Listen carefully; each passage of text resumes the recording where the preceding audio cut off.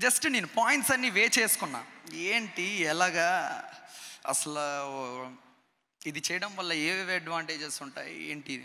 ఇండస్ట్రీలో ఈ మధ్య సెలబ్రిటీల నిజ స్వరూపాలు బయటపడుతున్నాయి. నిన్నటికి నిన్న జానీ మాస్టర్ తనను వేధించాడని ఓ కొరియోగ్రాఫర్ మీడియా ముందుకొచ్చింది. ఆ వ్యవహారం కొనసాగుతూ ఉండగానే ఇప్పుడు మరో బ్లాస్ట్ పేలింది. ప్రముఖ యూట్యూబర్ హర్ష సాయి మీద కేసు నమోదైంది. యూట్యూబ్లో దాదాపు 14 మిలియన్ ఫాలోవర్స్ ఉన్న హర్ష సాయి బెట్టింగ్ యాప్స్ను ప్రమోట్ చేసి 2 చేతులా సంపాదిస్తున్నాడు అంటూ ఆరోపణలు అయితే ఎదుర్కొన్నాడు. ఇక ఇప్పుడు ఓ యువతి హర్ష సాయిపై కేసు నమోదు చేసింది. పెళ్లి పేరుతో 2 కోట్ల రూపాయల వరకు తన వద్ద వసూలు చేశాడంటూ ఆవిడ ఆరోపించారు. ఇప్పటికే ఆమె పోలీస్ స్టేషన్లో ఉన్నట్లు తెలుస్తోంది. హర్ష సాయితో పాటు అతని తండ్రి రాధాకృష్ణపై కూడా బాధితురాలు ఫిర్యాదు చేసిందని తెలుస్తోంది. పేదలకు సాయం చేస్తూ వీడియోలు తీసుకుంటూ సోషల్ మీడియాలో పోస్ట్ చేస్తుంటాడు హర్ష సాయి. ఇలాగే ఫాలోవర్స్ను సొంతం చేసుకున్నాడు. హర్ష సాయి హీరోగా ఈ మధ్య ఓ సినిమా కూడా మొదలైంది.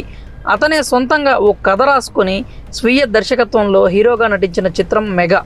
అప్పట్లో టీజర్ను కూడా విడుదల చేశారు. అయితే ఆ సినిమాకు నిర్మాత ఎవరో కాదు, Big Boss fame Mitra Sharma. Big Boss ఓటీటీలో పాల్గొన్న మిత్రా శర్మ నిర్మాతగా మారి హర్ష సాయితో సినిమా అనౌన్స్ చేసింది. ఇక హర్ష సాయి గురించి ప్రత్యేకంగా చెప్పాల్సిన అవసరం లేదు.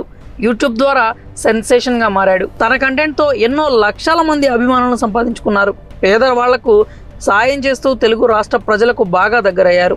అయితే కొన్నాళ్ల నుంచి హర్ష సాయి వివాదాల్లో చిక్కుకుంటూ వస్తున్నాడు. మరి హర్ష సాయిపై ఈ విధమైన కేసు నమోదు కావడాన్ని ఎలా చూస్తారు? మీ అభిప్రాయాలను కామెంట్స్ రూపంలో తెలియజేయండి. నిజమే కదా, మనం ఎక్కువ ఇవ్వాలంటే మనకు ఎక్కువ డబ్బులు కావాలి, లేకపోతే ఎలా అవుతుంది.